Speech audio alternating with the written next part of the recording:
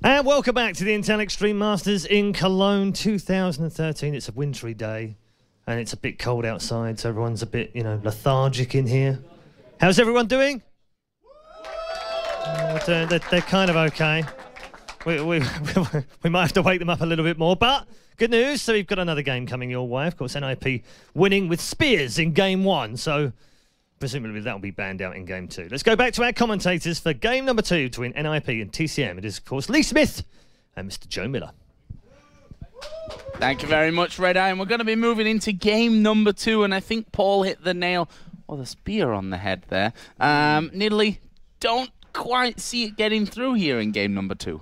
No, but what surprised me that we didn't see Lucian alongside it. That would have been like the ultimate poke comp. Yeah. Or that, the opposition-wise, TCM didn't use Lucian alongside Gragas to just completely stop any pressure with that. But no, didn't happen. Maybe we'll see it in game 2. How will the picks and bans roll? Who knows? What do they feel that was really the key point? TCM, of course, would have been off together, had a chat, discussed it. They're a very experienced team. They've been around in the scene for quite a while now, TCM. That same lineup, like I mentioned, back in Tenerife. It feels like an eons ago now, Tenerife does, but that's where they won. But they were on the scene months before that as well. They are an experienced team, been trying to get into the LCS. NiP, one of those teams in the way. That's going to be happening in a few weeks' time. These teams still sizing each other up right now. So far, it seems that NiP in lane phase were completely dominant. It wasn't from a great deal of jungle abuse either, really. Hercubot did a pretty good job at the start. But honestly, it was pretty much outly winning lanes. But thinking to the start, JWoww did very well against Zoro on that bottom lane at the start. Forced him back quite a few times. Just couldn't get the kill. Was close, was very close. The 2v1 in the mid lane seemed to work quite well in favor of TCM until Hercubot showed up. But it was the top lane that the problem seemed to appear. The pressure on that duo lane just didn't seem to work out, and NiP, with Freeze and Mithy, seemed to do very, very well up that top. Yeah, the calls seemed spot on as well here from NiP, which is something that you don't always expect from a what is essentially a brand new team here. I mean, we've already said it many a time already that NiP is 3 men from Lemon Dogs, including the master strategy guide that is Mithy at this point, and they seem to be, as you said, once the laning phase started to peter out a little bit, they had complete control over the blue buff. They were taking the red buff often. Freeze, 20 CS behind early on in the game, started to develop a massive lead, was picking up kills left, right, and center, finished off with a quadra kill there. And we know Freeze from that summer split where his KDA was right up there at the top. He doesn't seem to be having any problems to adjusting with Mithy in his lane. He's playing incredibly well right now. And I wonder if we're maybe going to see a Lee Sin come in here. We were talking about off air, like the fact that Hercubot stats as well. Narutador also is pretty damn good on Lee Sin. Whether we're going to see him suddenly come into it, because he wasn't even picked or banned. He wasn't involved in any of it, which does surprise me that Lee Sin didn't show itself, because Hercubot, you said himself, he's got crazy stats on it. It's like, 5 and 6 you were saying earlier on. It's crazy stats. So maybe they're going to have to change things up here. Of course, we're switching sides. It's NiP on the blue side now, TCM on the red. I'd love to see TCM doing something here, mainly from an English perspective. They're an English team. They're not English players, but TCM is an English organisation. We know the 2 owners very well. So I'd like to see, Jim Maguire make an appearance here in Cologne maybe at some point, or Walker, whichever manager wants to show up. We have got Freddy122 back here for this event, obviously with SK Gaming. We have an Englishman, possibly. We have one. That's of course. And Crepo's got a Scottish accent, so that kind of fits as well. That's going to be the next match, of course. That's going to be SK Gaming, who he now plays for. He used to be against All Authority in the LCS Spring Split, but he's now with SK Gaming. They're going to be up against the Copenhagen Wolves, but that's after this best of 3 concludes. Of course, this is coming into game 2. Can TCM keep in it, or will NiP get the 2-0? That's the question. Picks and bans coming through, and as of yet, pretty much the same. Maybe they heard me. Lee Sin banned. Yeah, Lee Sin banned out this time by TCM, along with that Renekton against Zoro. On the other side, Elise Shyvana taken away, and the Caitlyn ban here as well. So NiP, knowing that Matroco likes his Caitlyn is incredibly strong still and not really changed on that front. But they obviously don't fancy her as first pick, and thinking that TCM are going to take her after that, decide to ban her out. So what's the final ban going to be here from TCM? Will they go the likes of Fizz against NukeDuck? And it is going to be that Fizz. That leaves a Jax open and Zoro Zero. So I actually looked at Zoro Zero's latest played games. They were basically a page full of Renekton's with Jax and with Olaf kind of mixed in between them. Those three is what he's been playing very heavily online recently. Gets the Jax through, who we know. If he gets going, he's an absolute train. And this is the World Finals right here. It was the Jax, Renekton, and Zac in the top lane. It's like, who are you going to pick? Who's going to go? If Renekton gets taken out and Jax gets picked up, what do you counter it with? There's not a lot. There's not a lot. We discovered this in the World Finals. This is the same type of problem that are going to have to try and unlock right now, and they are unlocking it very quickly. That Riven's not going to get picked up unless they're using it mid lane, which actually is possible for NukeDuck. We've also seen, interestingly enough, this may be a mid lane Lucian. We did see that for Samsung Blue yesterday. Yes, it was yesterday. Yesterday. Whew, there's a lot of games going on. Samsung Blue yesterday played Lucian mid lane and an AD carry in the bottom lane. And it was a strong poke comp. So it's effectively the same sort of thing. And it clears the waves. It's what I was talking about, how you clear the waves. The fact that they've now picked up that Nidalee along with the Zyra, they're clearly going to have the poke in the mid. To counter that, they could have gone Lucian and with a double AD. You can't push against a double AD. We'll see what actually NukeDuck picks up from this one. We saw him hovering over Riven, which actually really wouldn't surprise me. Again, looking at his games that he's been playing recently, a lot of Riven mixed in there as well. We'll see if that actually comes to light. Matroco with the Lucian gone, with that Caitlyn ban, looks like he's going to fall back onto the Varus, and that will give him obviously that same combo that they had in the duo lane in game number 1 of the Varus-Zyra combo. And it seems like Naruto is going to be going the same way as well, picking up that Volibear for a second game in a row. Yeah, and I want to quantify why I'm thinking this, because if you think back, NukeDuck, he used to play quite a lot of Ezreal in that mid lane as well. We've seen it a couple of times coming out when he was back with the Lemon Dogs. Whether they're going to go that way, I don't know. But as it stands, there's some very good poke from TCM. You've got the Zyra Grasping Roots coming from range. You've got the Varus Piercing Arrow and the Nidalee Spears. And anyone gets near there, Volibear's going to fling you away. Jarvan possibly coming out. Hercubot has run this champion a number of times before. It's a strong jungler that he has, and it may even be trying. I don't know whether he's going to counter anything with it, but it's certainly going to be an all-in if he picks that up. Jax is going to be jumping in there, so he kind of needs a dive buddy with him, which is probably why I'm thinking maybe you're going to go with Jarvan. Which is why Riven would add into that as well here from NukeDuck's side of things. Whether that'll change, we should probably not count Annie out of the mid lane either just yet. Well, that's very true. We've seen stranger things than that Annie actually been picked up for the mid and then something else. I used to play Annie mid all the time. I love that champion, but it kind of irks. What? So this is see if I did not see that coming. I mean, I had him on my list. You got it on your list. Had him on my list. This is another one. Riven Syndra, who we should point out is actually banned in this tournament because of problems with her. Sion is in NukeDuck's quite a lot of games he's been playing recently with him, so we are going to see that one coming in. You think about that. The shield will counter the spears very well. That's interesting, clever play. They've maybe left that nearly open for a purpose and thought about this was coming. They knew JWoww was going to go with Kha'Zix. Everybody knows that. It's kind of like the champion he plays, the only thing he does play in. That could be a problem, future problem for TCM, because everybody knows that. Jax versus Kha'Zix is a pretty close battle. But I'd give it to Jax still at the moment. Well, if Zoro Zero plays even remotely as well as he did in game number 1, I mean, this guy is most definitely on form. We saw that in the last one. Get some epic music queued up there. I can see it in the YouTube. Yeah, he had epic music getting ready, getting himself pumped up. I mean, they need it at this point, TCM. Obviously 1-0 down. Best of 3 across the board in all our tournament games here this weekend at Intel Extreme Masters Cologne. Hercubot on Jarvan. We talked about that just a little bit earlier on. In the summer split playing for SK, played 4 Jarvan games. Lost all of them, actually, funnily enough. So Jarvan, whilst up there with his most played champions, is down there with, a win percentage for him. Obviously 0%. But that's all a very different time, a very different team setup, very different ways of thinking. I'm very interested to see this one. This Sion, like we said, did come into NukeDuck's most played champions online recently, so he's obviously been practicing a lot of it for scenarios like this. I'm interested to see how, if you think back to the World Finals, Lemon Dogs, who effectively NiP have the core of right now, were too confident going into that. They were cocky.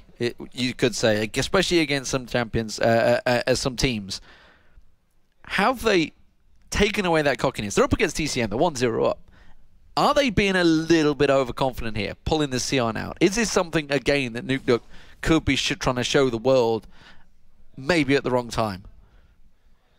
I'm always very curious about things like that, because you never quite know until the end of the game, right? The thing is, if this was Diamond Proxy, would be like, well, he's pulled out another gem. But as it stands, we're not sure. We're not sure. Time will tell, ladies and gentlemen. We are live. It is game 2 of the Intel Extreme Masters here in Cologne. Ninjas in Pajamas as your blue team are 1-0 up, and TCM Gaming as the red team are almost about to face check in towards NiP, but the trap gives their position away. And that's actually going to stop NiP's blue invade pretty much dead. Yeah, that's going to definitely annoy them here for this level 1 start. They seem to be very much committed as to where they were going right from the very start. We can see that Mithy got himself that stun built up here. You've got Zoro who can stun. You've got Nuke who can throw down a stun. It's actually very, very dangerous at level 1 here for TCM to be anywhere near involved. Yes, they have the likes of the Fling and, of course, the Grasping Roots from Barney D's Zyra as well, but not quite the strength, I'd say, that NiP can throw their way. And you see that NiP have just bullied their way, basically, path up into the top side of the TCM jungle, got those early wards down. Pretty much a mirror image on the bottom side as Barney D does exactly the same for the red side of TCM. Yeah, a bit of a harass is the difference really on NiP. Meanwhile, Barney D ninja-like snuck in there and got those wards down. And NiP now coming around for a potential late invades at 136 currently. They are still coming around. The Rutador's going to show himself. Try and put a bit of presence down there, putting the traps down still. Belgian Beast trying to keep them away. Seems to have worked. I don't think we're going to see an invade from either team this time around. We did see both blue buffs being taken at the start of last game. Complete trade. But it seems it is going to be both starting off pretty much standard. Blue buff start for TCM and red buff start for Ninjas in Pajamas. Yeah, a lot of early wards, a lot of positional play, but no action coming in at level 1 from that one. So, just a bit of information here. Nuke starting off with his W, which of course is going to be giving him that shield from Death's Caress, and we'll see how that all works out for him. This whole Sion in the mid lane, as I said, he's been playing it online, so you'd expect that he's ready for a game of this magnitude coming in with it. It's down in the bottom lane. Matrocco already being forced to flash away from this one. We see that early damage and the early threat really that the Annie can put out in there as well with the stuns. A great start from NiP. They're going to force Matrocco to recall already 2 minutes in. Yeah, crazy stuff. Flash burn already. That's a big deal already. This in the top lane as well is going to be interesting because Zoro Zero is going to be up against JWoww, and JWoww is going to try and put a little bit of dominance down early on, but it seems Zoro Zero is already not having any of it and already beats them away. Tries to keep them going. We're not hearing the game sounds from the current screen at the moment because I'm hearing a Nidalee Spears when I'm looking at a Kha'Zix, which is slightly confusing for me for a moment there, but there we go. The sound will sort that out. There we go. Mithy back on, flaming away with that stun ready and waiting. So Matrocco, with that flash down, will we see a visit from Hercubot early on? We did see 4-minute turrets, if you remember, in game 1. Don't think we're going to be that quick this time around. No, I don't think so either. And we are going to be seeing Freeze and Mithy already headed back here to spend what they can early on. Couple more wards coming out from Mithy. Double Doran's Blade will be the start that we see from Freeze. So he's going to look for a little bit of lane dominance. Something we didn't mention about Sion there as well for Nuke actually went quite heavily into the utility tree. Got himself that Explorer award plus the biscuit as well for that early sustain in things. And so far doing a good job. 21-16 CS. Nuke has the lead in that mid lane. This top lane 15-19, and that's going to be a lot of jumping around, exchange of damage, but Narutador coming to mid. Straight in towards him, he's going to get the flip, but his stun was there, so no he will not. Stopped him in his tracks. Flash was still used by Nuke, so making sure he was safe. Mithy was coming up just to support, going to get some wards across that river, so that's probably just been the call from Nuke. He's like, I didn't see that guy coming. Give me some coverage here, and sure as hell he does. Double Doran's playing for Freeze in that bottom lane. We'll see how that develops with Lucian. Look at this, Nuke wandering at this point, going up towards this top side. Herculebot is there as well. They're going for a 3-man dive here on towards JWoww. He will flash away. Zoro actually taking a lot of damage there from the turret. Needs to be very careful here as JWoww actually coming back around, and he's going to bully them out himself as Naruto will join in the party as well. Are they going to check that brush up at the top side? I don't think so, knowing that Nuke had come up as well. They decide, let's just back off, let him recall. We've got free time to farm in there either way. Yeah, the leap and flash required from JWoww. I'm surprised he got away from that because he got caught by the counter-strike of Zoro. And it's pretty close stuff from him, but Nuke didn't have that flash available, couldn't make it useful for the ganks. He's had to use it to defend himself just a moment ago. That shield not actually helping him out there. He's missing a lot of CS on that tower, so that was good work from Belgian Beast to keep that pushed up considerably. Has managed to edge him ahead slightly in terms of CS, but Nuke really interested to see how this one develops with a Sion in that mid lane. Sion. I've been saying both just to cover the bases. Don't know. I mean, pronunciation is different in different areas of the continent. Tomato, who knows what the Americans and the Santa Monica office came up with for Sion. Maybe something completely different to how we're going for it. Either way, Nuke doing a good job with him so far. And see how that one all develops in it, and that's what excites me most about events like this. Number one, they're a new team. Number two, we're seeing new picks come into the table. It's certainly very interesting to watch. Mithy and Freeze here have actually backed away. JWoww just getting himself some vision on the top side of the map there. Doesn't want Herculebot to be sneaking up once again there. Pretty much bang even in that top lane here, which just shows you that this game, this lane is really going to come down to skill when it really matters. Bottom lane, finally Freeze and Mithy show themselves as well as that minion wave just starts to push up. But look at this, the ward was down. NiP saw where he was put by JWoww, and Herculebot has snuck all the way around the back of the Baron pit, and they're going to try and lock down JWoww. Oh, but they've caught him good with Unseen Threat there. JWoww's feeling confident. He's actually used that stealth to try and get away, but instead that was a great counter-strike, leap strike on him, and that is going to be JWoww going down. Herculebot will pin in there to help him out. Zoro picks himself up. The killer spear blocked off by Herculebot just in time. Wow, I'm not sure if that quite had the damage to kill him, but it would have been very close either way. Really nicely done there. Nice block from Herculebot as he saw that one flashing on through. I think they were waiting for that as they did have that ward down to cover things up. And that's a worry for TCM. Not only First Blood going over to NiP, but to the Jax as well, who we know once he gets rolling, it's very hard to stop him. Nuke has tried to wander a little bit to this top side, to the bottom side, not really had luck either way, been spotted out with wards both times,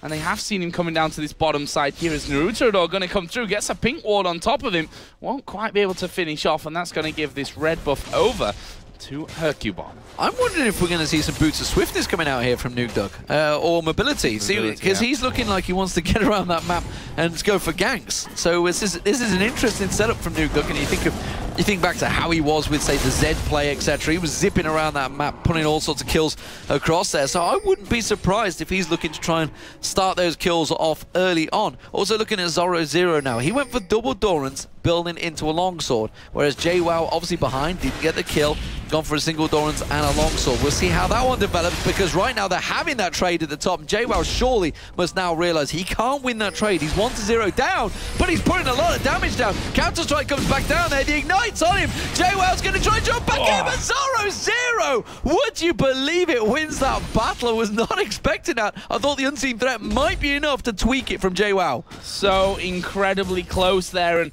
you look at the summoner spell cooldowns. Ignite was up for Zoro.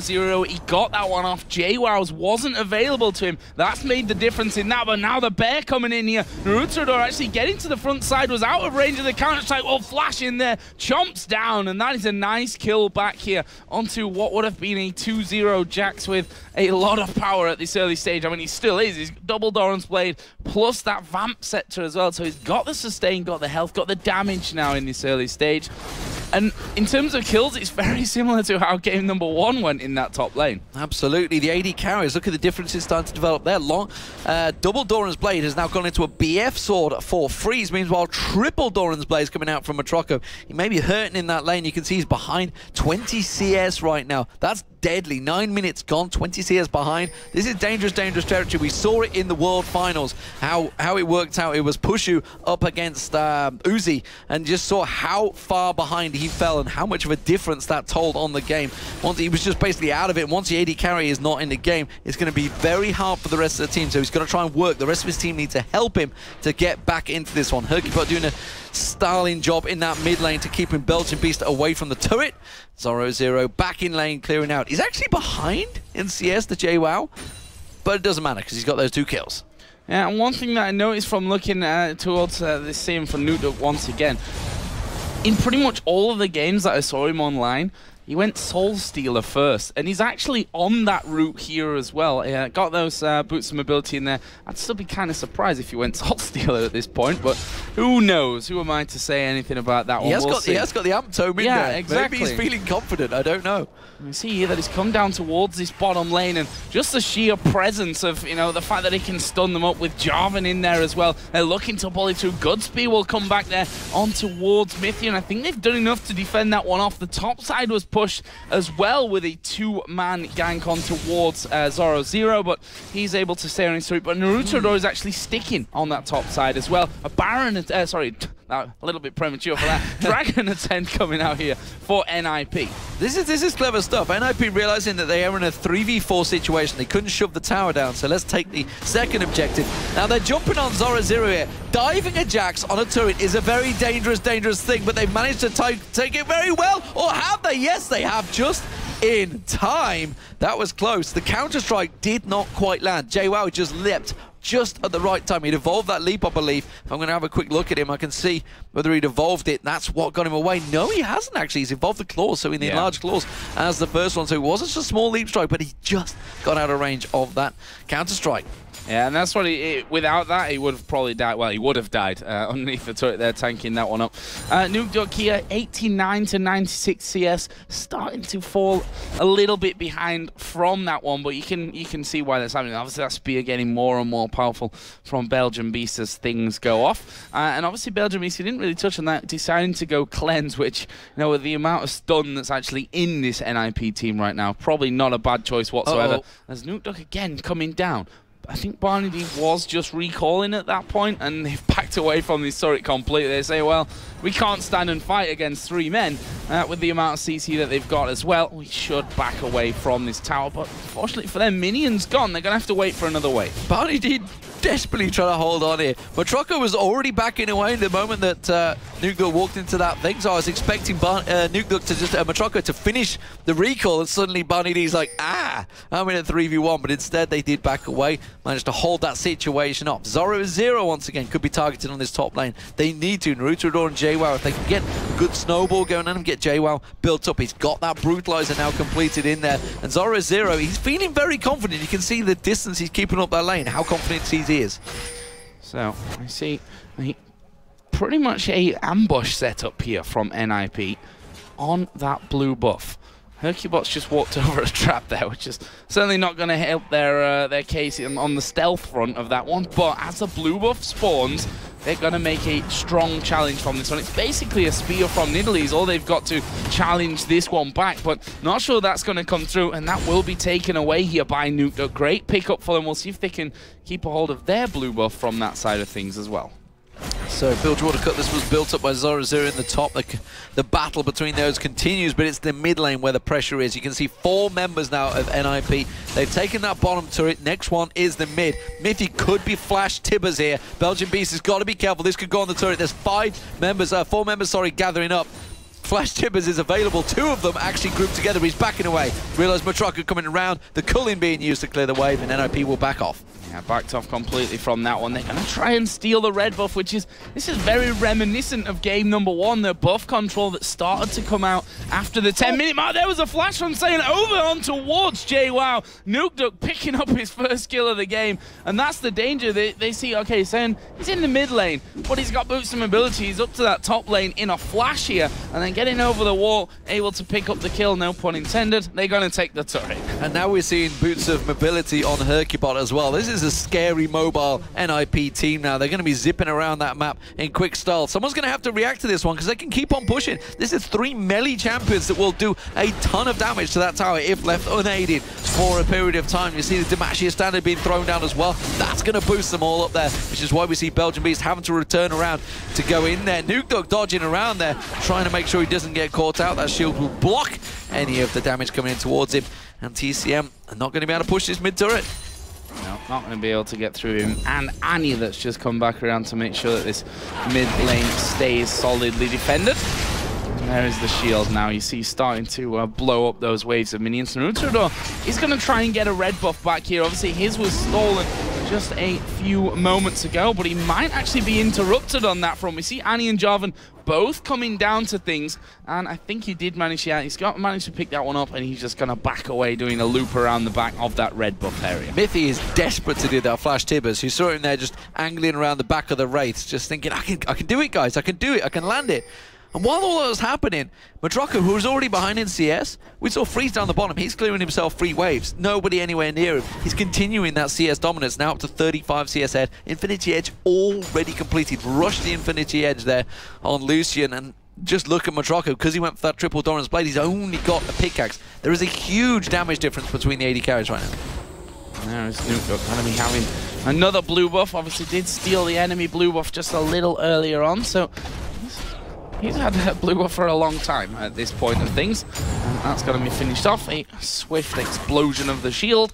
And he's going to be headed home to buy, which he's not done for a while here, actually. Sat on 2,300 gold. And there is the Soul Stealer from Nuke. Confidence. Well, I talked about it at the start, you know, how they did with Lemon Dogs in the group stage at the World Finals. We felt that maybe Nuke was a little cocky in his picks and a little cocky in his play.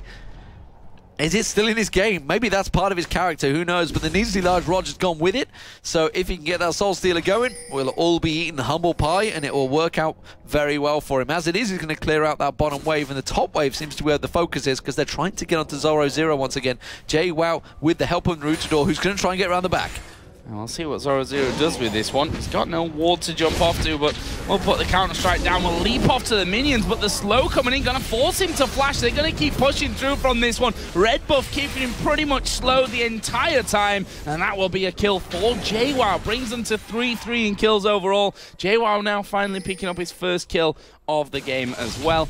It's looking a lot better here for TCM. NiP needs to be cautious with this push in this mid lane, because the 2 members, JWoww and Naruto, are motoring down that river, and they're ready to try and catch them out. They're backing off towards the Wraith area. They're not going to go towards Dragon, but that may well key TCM to move for Dragon in that 4-on-3 situation. They're sat keying up. They could go for something here, but it's still a 4v5 situation. That's a dangerous, dangerous situation. NiP wanted to fight for it. Not in a position. TCM going to move for Dragon. And then move for Dragon, but that's Tibber's ground if I've ever seen them. They're all grouped up together. Mithy got his stun built up, and you can see him just skipping around the edge, not able to do anything. And NiP are going to try and make a play on this outer turret, but no minions in there, and a quick reaction from TCM. They are held off from that one. There's a Culling just been thrown out. I think only one connected. And I think Doa and Monte Cristo have been calling it the right thing. It's more like a massage than a culling. It's just like, just massages the back of the champion that you're hitting. It doesn't quite just nail him down. It's just like, oh, perfect for you culling. Just got the right spot. Overpopulated goldfish ponds. As it is though, Freeze, he can put damage down on that turret. Remember, he's got that Infinity Edge. He will get some good chunks if he's allowed free time on it. And so speaking of free time, it's Zoro Zero. He's off in that top lane again. He's getting that farm going. Looks like, is he going to go? What's he going to go? Is he going to go Blade of the Rune King here, or is he going to go Trinity Force first? I'm not too sure. He's managed to get that Phage in there. Felt like obviously needed a bit of hit points, was getting caught out by JWoww. But JWoww's doing a fantastic job. Considering he was 0-2 down, he's got his build going. He's got that Hex Drinker in there. He's got that Brutalizer. He's got the pickaxe. Probably going to get the last Whisper completed shortly. So he's actually starting to look good. He was a key member for TCM for Game 1 and at Tenerife for keeping TCM in this one. He could well be again.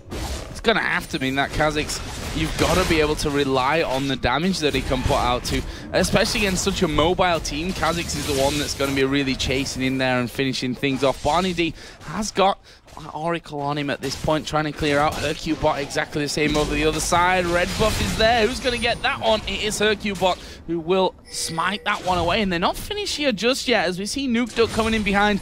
Both Freeze and Mythi are joined in with them as well. But in the end, TCM back away. They know they've lost their buff. No reason to be losing anything else from that one. NiP back off. Still not able to push down this middle turret. They've done a great job here, TCM, of keeping that one alive. Yeah, but they are 2-0 down, and they've got no pressure in either lane. Look, the top lane's continually being harassed, pressured by Zoro0. Clears that wave, pushes it back on towards the turret. Somebody has to deal with it. Down the bottom, Matroko having to deal with the wave that Freeze has already shoved down that bottom. Freeze himself comes back into the mid, keeps the pressure onto the middle turret. So all the pressure right now is coming from NiP. TCM simply reacting to everything that is being done to them. They need to start trying to make a play. Zoro0 in a position, may get a little carried away. He can see both champions though. Now has Nukeduck coming in as well alongside him, staying out of range. I think Zoro0 is going to try and bait someone here. Yeah, I think so as well. Nukeduck here just into that rush, just waiting. Yeah, look, he cancelled his recall. Naruto door. And we have seen him going in from that one. Here comes Nukeduck from the side. They're going to go for towards the Naruto door, and they've taken both stuns in there, one after the other. Did lose about half HP, but not masses of health. But this turret may still be in trouble with the threat that these melee champions are all going to have. They go in towards the Naruto door. The slide missing, but there's Cataclysm. Zoro0 dives in. Are they going to be able to get in more? Great grasping roots coming from Barney D, but that may just be able to delay NiP's push so the rest of the team comes around. Meanwhile, Freeze is going to capitalize on that positioning and take down, finally, that outer middle turret. Yeah, experienced play here. TCM, you can see, are trying to keep the bottom pushed as well. That will be the tower going down, the first tower of the game for TCM. But they've managed to do half damage to an inner turret and take down that middle one that they've been working so hard to. All because a simple little setup bait there from Zoro0 and Nukeduck. Very well positioned from NiP, showing their experience here against TCM. Doing well. Is it going to be enough? If you think back to 20-minute point in game number 1, it was a very different picture, but slowly, granted, more slowly, is that even a word? More slowly than game number 1. It's kind of getting to that stage either way. NiP right now, again, clearing out as much as they can. Barney D doing the same thing for TCM, and we're going to get into a bit of a slower time as champions head back to finish off items and what have you, and we can see that it's the Blade of the Ruin King finish first off here for Zoro0, and a Death Cat now added in for Nukeduck, along with that Soul Stealer from earlier. It's a very painful Scion, that's for sure. You got to equate really how the gold would transfer to, say, an item if he'd have bought something else and whether it's going to be successful. Because right now he's not, I don't think he's got really any stack. No, there's 0 at the moment. No stacks whatsoever on that at the moment. So far, it's actually been a completely worthless item other than the, what, it's a minor AP, isn't it? It's 20 AP, yeah. So far, it's been a pretty worthless item. We'll see whether it works out, whether it benefits them in the end. This is a big push from TCM. They may well try and brute force this tower down. The Rutrodor caught him there. That's a 4-man Timmers coming down from Mythi, catching on towards him. Chain of Corruption turns back around. Mythi's in all sorts of trouble. Gets popped up by the Stranglethorns and cleared out by JWoww. But you can see the culling coming down, really massaging the rest of TCM. They're thinking, thank you very much. We've got a kill. We're going to back out. They didn't quite get the turret. Cataclysm comes in, and Hercubot cleaning up. Yeah, they've got 2 of them from that one. We'll see how many more they can go as they start to push on through. Barney D dying along with Matroko, and NiP 2 for 1, not all bad. It was a brilliant stun from Mythi, and he'll be very much disappointed that the rest of his team weren't quite within striking distance. Obviously, 2 kills may have been more if they were in there. There's a flash over from Nukeduck. Naruto wasn't ready for that one. Freeze able to pick up his 2nd kill of the game. Belgian Beast has to leap away from this danger, and they pick up that inner turret. So in the end, it's 3 kills for NiP, plus that inner middle turret as well. Nukeduck only got 2 stacks out of that. Still, despite that, so we're going to keep persecuting this Soul Stealer because it's not really an item we tend to see. But it was a great turnaround from NiP. Look, Mythi's been waiting his whole game to get that flash Tibbers, and now he landed it. He nailed it. 4-man Tibbers, beautifully done. He managed to get the flash, perfect timing, worked out well. The problem is the rest of the team weren't quite on the same page, weren't quite close enough. But they turned it to a great advantage. They got themselves an inner mid turret and defended the outer one, and it rolls into a dragon.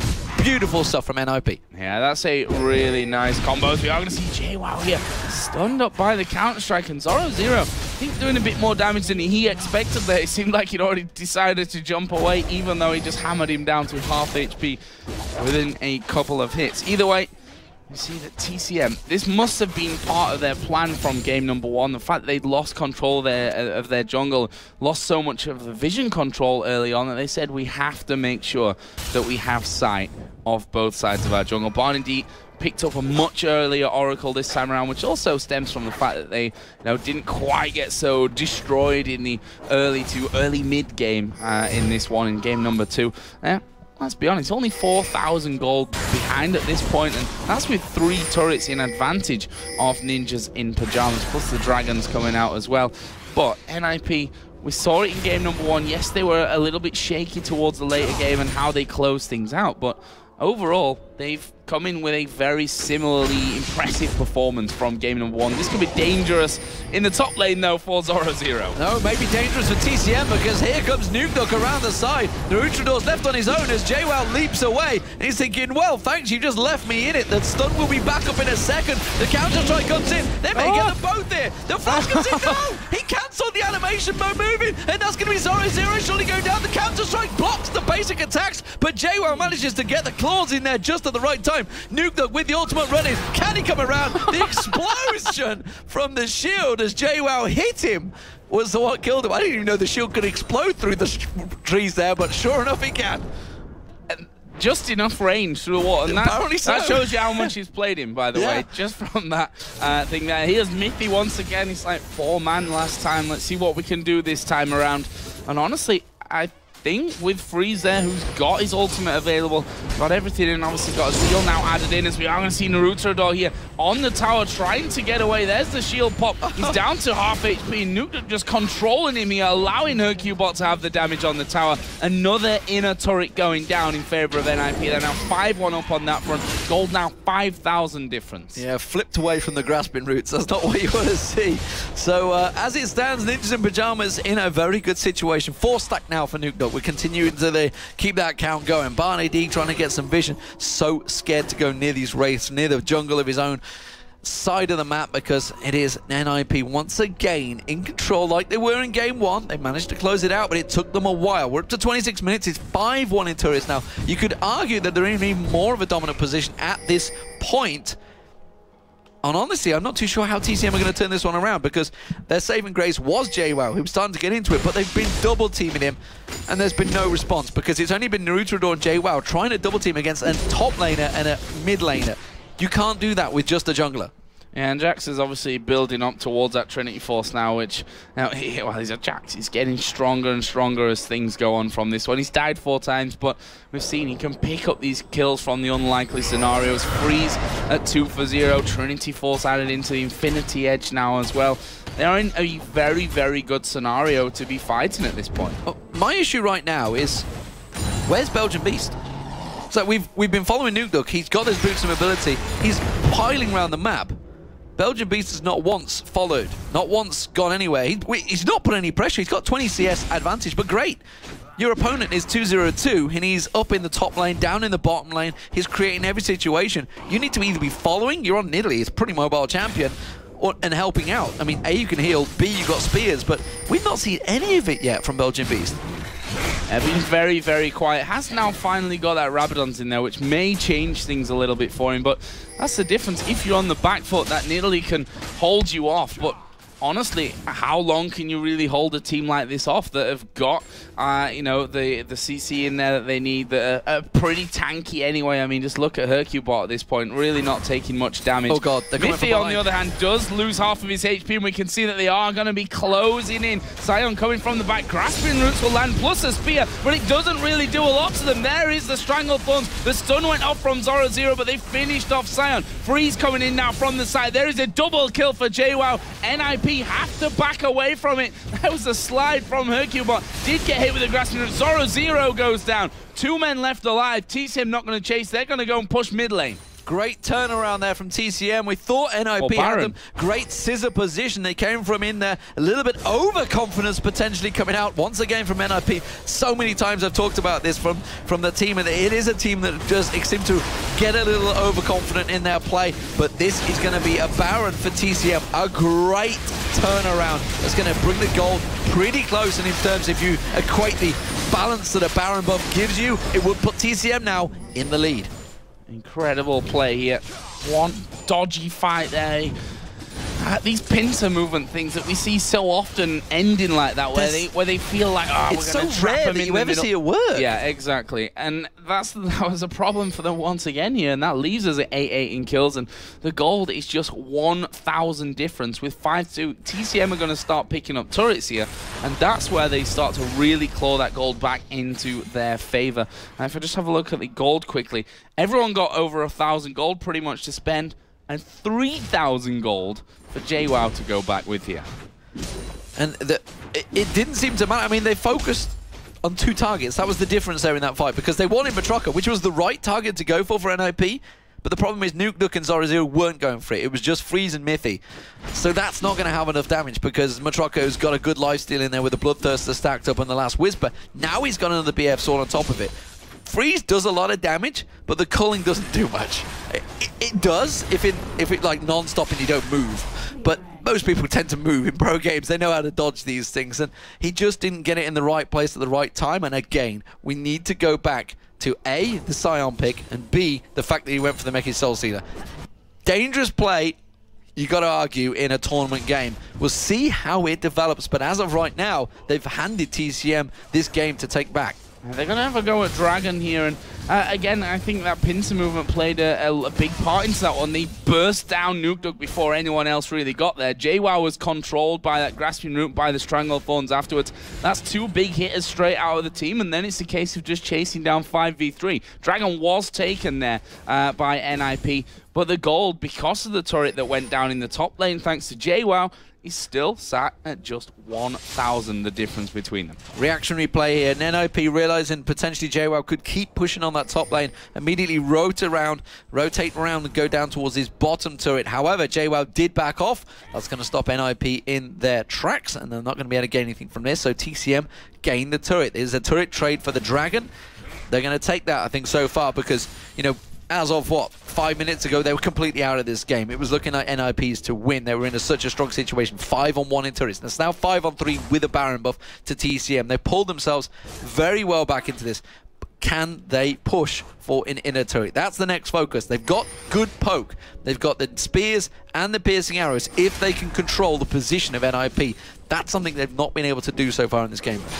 And we see their death cap added in as well for NukeDuck now. So he's going to be able to blow one target up. For me, that's got to be JWoww at this stage of things. We've seen the damage that he's putting down now, up to 5-4-2 in kills. There's the culling coming out, and well, it's going to clear out a couple of minions at the front, but not really doing the damage to Naruto that they would have hoped. We see that NukeDuck still hanging off to the side. He's still looking for a target. As the spears come over, they know that NukeDuck was there, and he will have to do a loop back around to try and defend this turret, which, again, we talked about in game number 1, the siege potential that you have with the likes of Italy. They've got the piercing arrows coming in, the grasping roots from Zyra that can really cause some problems, and that's going to be basically a free turret from TCM. I was just thinking, I was about to scream to TCM, tank the damn thing. Finally, they do manage to get some balls, go in there, the plan spun down, and they do manage to take down the inner turret. So first inner turret of the game. However, they've got to be careful. Flash is almost available for Mithy. Once that's back up, they're going to see NiP going back to the standard engagement. He landed a 4-man Tibbers previously.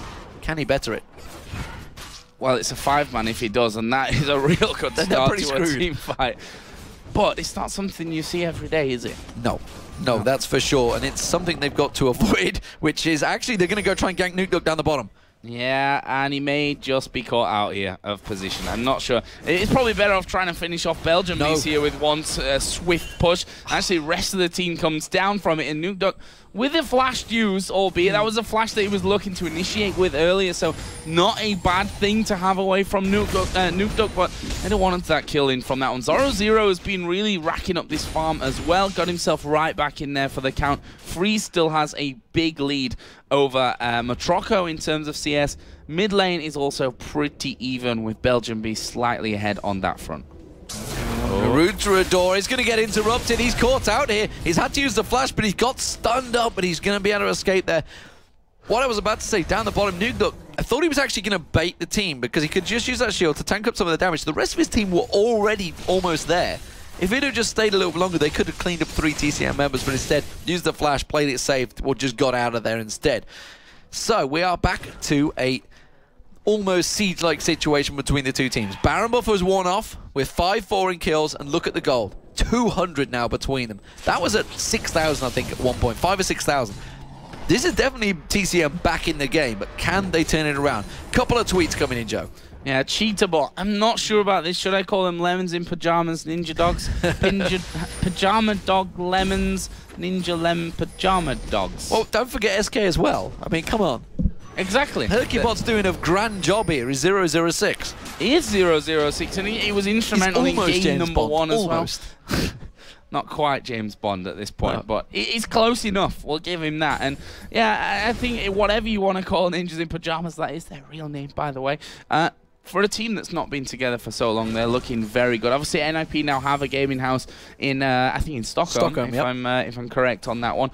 Obviously playing a big role at this point. The fact that Deficio in there as their coach, obviously former NiP support player, adds a real big element into their game, I think, as well.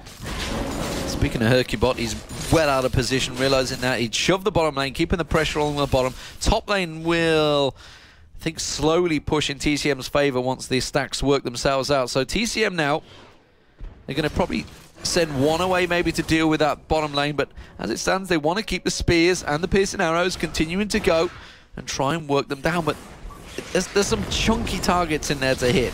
They've got a lot of hit points, a lot of beef about them, and I don't think they're going to be able to poke them down quite as easy as they'd like. There you go, you saw the piercing arrow landing. Barely did a thing to Hercubot because he had his shield up. It's going to be a tricky poke down. And I'm not too sure they've got the time. I don't think the waves are going to clear themselves. Now we're going to see the top lane start to push itself, which they may rotate towards that inner turret in the top lane, I think, if this eventually siege holds out for a couple of minutes longer. Yeah, and they've definitely got a big advantage here. I mean, obviously you got the piercing light from Lucian to push back, but if you compare that to the piercing arrow from Varus, actually, at max charge, there's a huge difference in the damage that those two abilities are going to do, and certainly that poke wall would go in TCM's favor, and then you add the Nidalee Spear in anyway, and then it's most definitely on their side. Nukeduck's setting himself up there in the bush, something that we always saw that he really liked to do here. This could be so dangerous. Where's the DFG coming out? There is the DFG. JWoww going to get rooted into position, but have they got the damage to finish it off? They turn around. Nukeduck picked off by Matroco. There's the culling coming out. He'll get rid of the minions, but nothing more.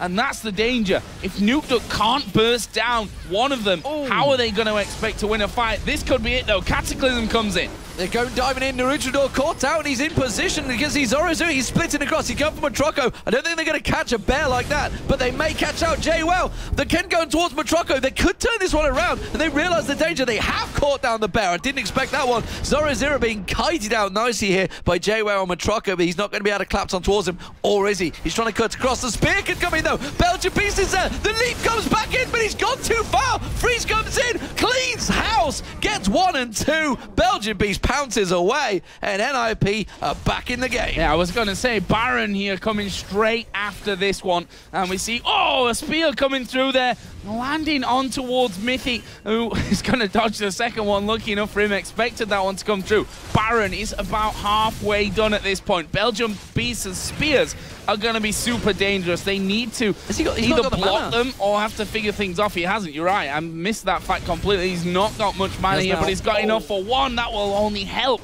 NiP's case here, and they pick up the second Baron of this second game. Wow, what a turnaround play there.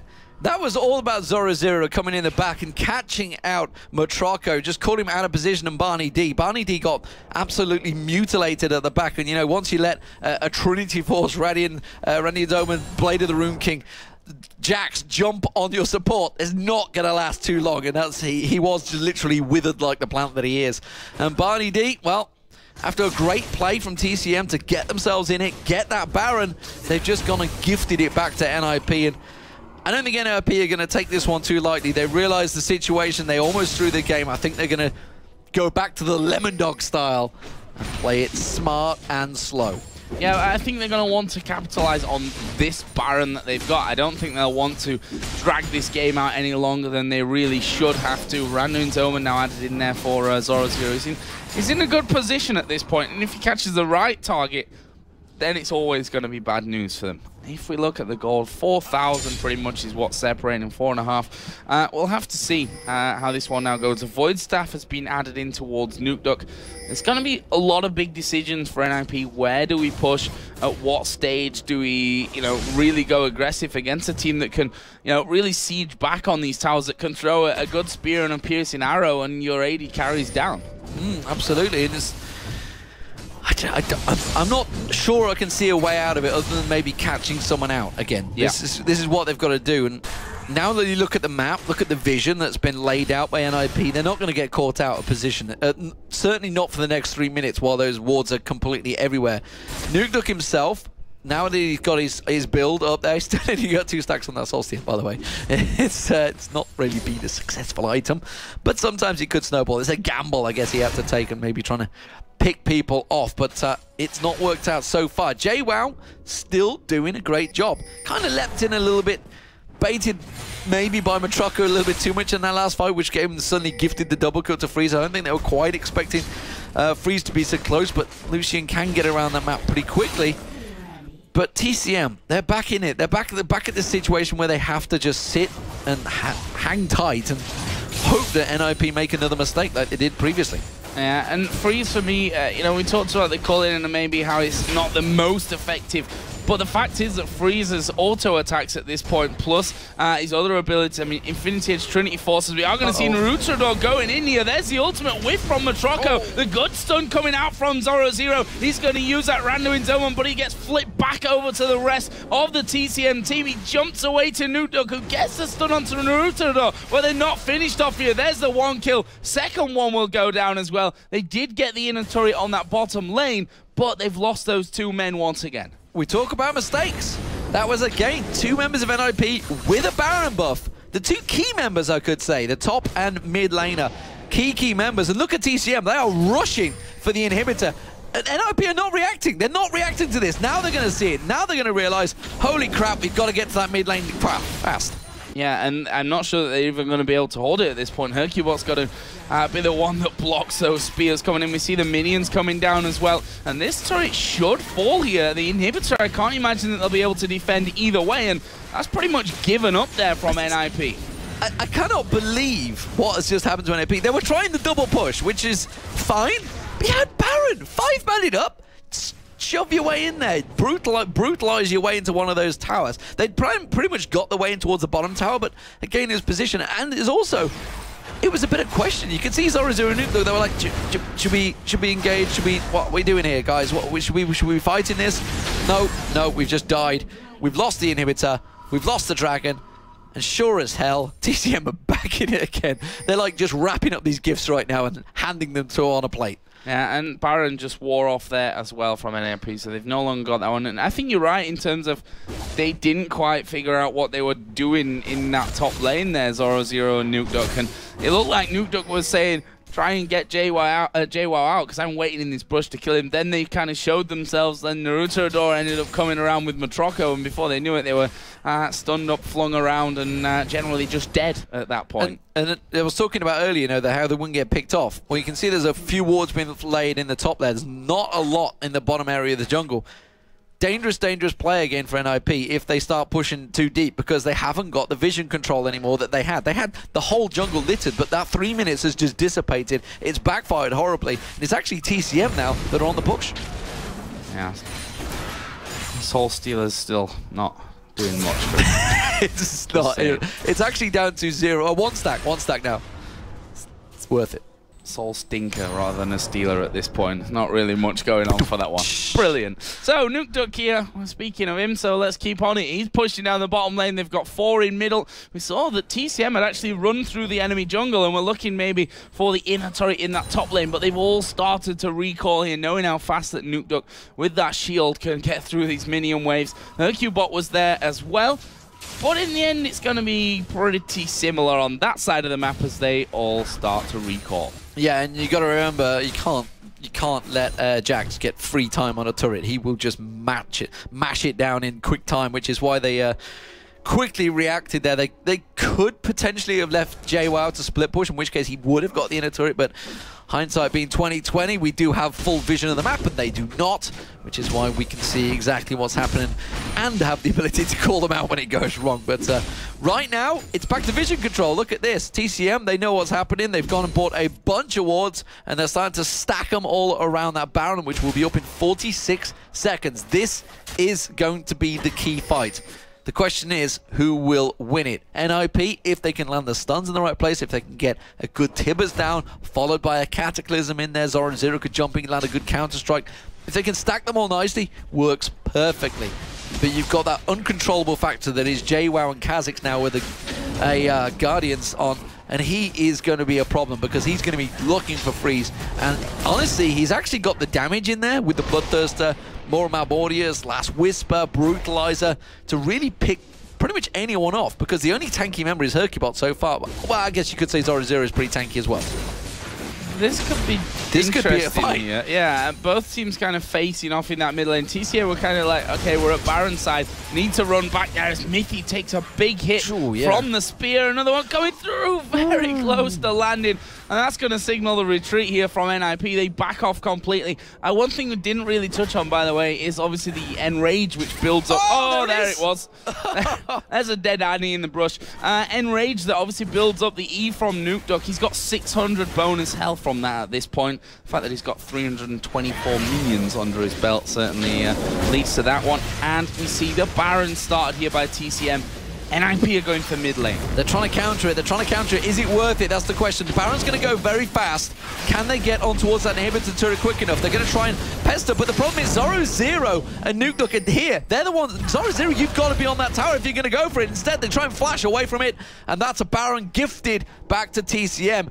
And would you believe it, third Baron of the game, second one for TCM. Everybody from NiP running away. What are you using the culling for? It's going to slow you down. He did manage to land an attack and instead freeze. He's running for his life. The spear's coming in the backside. Naruto will have flashback available. JWoww jumps in. They try and catch a slowdown. That's going to be Lucian going down. Zoro Zero is the next target. Chain of Corruption. Oh, so close to landing. The spear's coming through. That doesn't land on Naruto. Naruto's got flip back available. Who will he target? No one. NiP back off, but that is going to be the inner turret on the bottom lane, gifted back to TCM. I cannot believe this is a game throwing back and forward. TCM taking his gifts, and maybe we're going to see game 3. What a mess that was there from NiP. Two men pushing mid lane towards the inhibitor tower. Two men kind of half hanging around Byron, but not really actually in the end.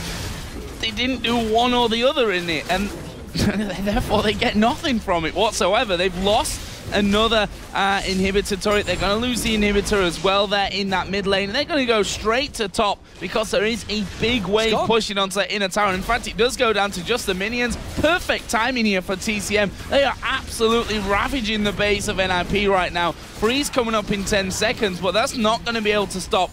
And this is just such an impressive push from TCM. Have to question from NiP where the real thought process was behind that one, but TCM now are the team in the driving seat. Yeah, they may back away, I'm not too sure, but you've got massive heals coming out from Belgian Beast as well. That's 3 inhibitors now, double super minions spawning. Will they back off? I think they should. I think TCM should just back away from this one, take their licks. They're pretty low on mana, Belgian Beast, and they're doing it. Very well played from TCM. Classic, and look at the gold. Look how much they're all sitting on right now. TCM have this game in the bag. Crazy match. How many times have we said in the bag in this game, though? That's what kind of worries me. We thought it's a big bag. NiP is holes. A bag. It's got a big bag with holes and multiple layers in it. By the you know, who's got the sack? Got the sack. Father Christmas. We all know that one. Brilliant joke.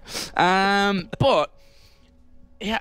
We said I can't see NiP losing this one from this stage before. You know, it was a bit of a ropey time. They got themselves a Baron, won a bit of a team fight, and then split up and did that whole bottom and top lane push where they ended up just losing men, not really gaining a lot from it. I can't count that out from TCM here at this point, but you've got to imagine that one of these teams at some point is actually going to pick up the victory. There's a nice stun coming out of Mithy to stop Naruto, flipping him back. Naruto had just picked up that Guardian Angel alongside that of JWoww. We've got Zhonya's in there as well for Belgium Beast in Italy. Top here for NiP, especially with those super minions now hammering in. Nigh on impossible comeback, honestly. You know, when you have a bear with the Guardian Angels on, it's just, you're not going to do a lot about it. You don't target it at the best of times, but you're not going to be able to do a great deal of damage. Spears are going to keep coming through here. The piercing arrows will fire on through. They're going to get taken though. Zorazira's already at half health. Mithy's pretty much dead already because he's just taken a spear. You can see Naruto. There it is. Belgian Beast goes down at the side there. They're going to catch it on towards Mithy. Mithy's in trouble. They're going to catch on. Jaded Corruption lands through. Naruto tanking up all of the damage. Zhonya's Hourglass from Nukeduck's not going to be enough to save his bacon, that's for sure. He goes down along with the Meki Soul Failure, and that's going to be the Nexus turret being picked up. TCM pick up game 2. We have a third match in the series already in the Intel Extreme Masters here in Cologne. And this is where we see ninjas in pajamas. I talked about in game number 1 with that shaky finish. This is where new teams can fall. Yes, you know, great laning phase. They did really well going into the game, then they fell off, and making the calls and having that whole synergy and just perfect teamwork is not something that can happen overnight. You see the disappointment there on Hercubot and the rest of the NiP's team. That's true. 008, even better than James Bond. Went better this time around. And yeah, it's going to be a disappointment for NiP because by all rights, they probably should have won that game and would now be moving through into the final. Absolutely. That was their game to win. They had it and they split it a number of times. And now they're going to be questioning the calls, you know, it coming into game 3 because they made not one, but 2 completely bad calls that cost them the game. You know, with the Baron, they did great to get back into it. They gifted it to TCM. And it's a case of, okay, we got it back. Let's not do it again. We got the Baron. Let's keep on pushing. What the hell has just happened in the top lane? We've just gone and done it. We've just gifted them the whole game. And then you could see it when that Baron came around. Like we mentioned it. 3 of them were splitting up top. 2 of them were sticking. They were just unsure. Nobody was confident in their own call.